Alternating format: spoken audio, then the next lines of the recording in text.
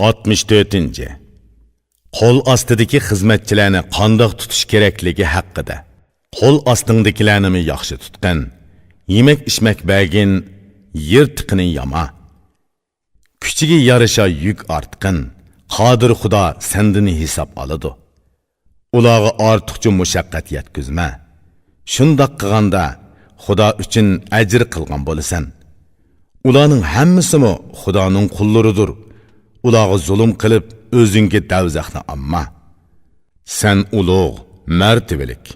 Ular bo'lsa sendan kichik. Ulug'lar kichikka shafqatlik va xushmuomala bo'lishi kerak. Ulug', martabalik bo'lganda ko'ngilni kichik tut, ey o'g'il. Ulug'ga kichiklik yarashadi. Aql farosatliklar sana nima deydi angla. Bu so'zga amal qil, ey bilimi kang. Agar sen xalqqa ulug' bir bag bo'lsang, diling va tilingni kichik tut, o'zingga foydaliq. O'zingni unutma, yo'lingdan yengilib qolma. Baxt va salomatlik yo'lini etib qo'yma. Uy joyingni bak pokiz ozoda tut. Ey qo'li kang, sehi, sana baxt davlat keladi. Osh taom, non tuzingni kang qil. Yaxshi nom qozinasan, baxt sana yor bo'ladi. Kiriminga yarasha chiqim qil. Chiqim bo'lsa, darhol kiriminga nazar sol. Ilm birimga abjil yaxshi bo'l. Har qandoq vaqtda ilm birim qilsang yo'ling ochiq bo'ladi. Ba'zida qo'ling qisqilik qilsa, kishiga hojatman bo'lma, ey mard botur. Seni yaxshi ko'rguchilar anglaydi-yu, yordam qilolmaydi. Seni yaxshi ko'rmaydiganlar tinmay kuladi.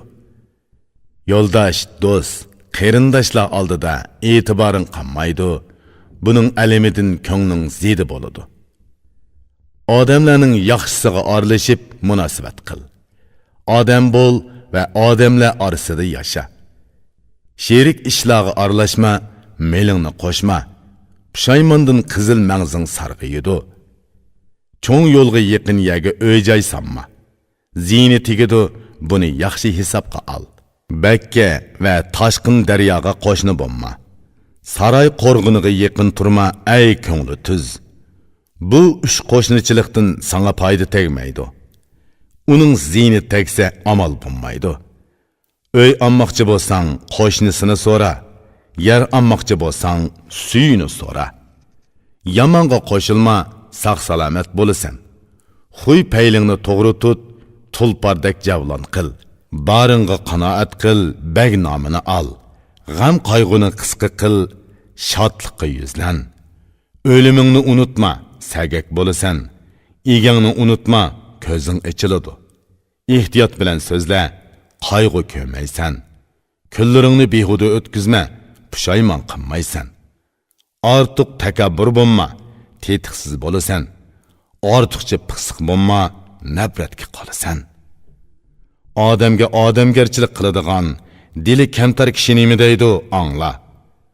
Yaxshi nomga ega bo'lay desang, sehiy bo'lishga bak diqqat qil.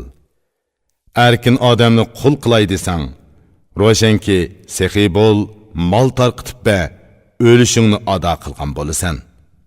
Kunlarning birida yuksilib beshim ko'kka yasson desang, hamma ishni ko'zitib bilim bilan ishla. Nomingning dunyoga tarilishini xohlasang, musofirlarga yaxshi qara, noming tez tarqaladi. Rohat farog'atda o'tay desang, g'aflatni tashla, ey xushbe'il. Xudoga ibodat qilay desang, vujudingga bo'ysunma, buning ishkini at. Jimin yaxshilikka yetishay desang, vujudingni qisib tut, havoyi havasni bos. Taqvodor kishi bek yaxshi aytgan. Bu so'zga amal qil, ey shosh yigit. Vujudingning orzu tilaklarini qondirma. Vujud orzu tilakiga yetsa, egisining beshini yeydi. Uningga yaxshilik qilsa, u yomonlik qiladi. Uningga yomonlik qilgandila, ilojisiz bo'ynini egidi. O'gdilmish so'zini tugatdi va dedi, ey qarindosh. Avomning yo'sini ana shundoq bo'ladi. Bularni so'zlab berdim, sen anglading. Buni tushungan bo'lsang, endi so'raydigining qolmagandi. O'dg'irmishning o'gdilmishga savoli. O'dg'irmish javob berib shundoq dedi. Ey tuz ko'ngil, buning hammasini angladim. Senden so'raydigan yana bir savolim bor. Unimi menga echib aytib bergin.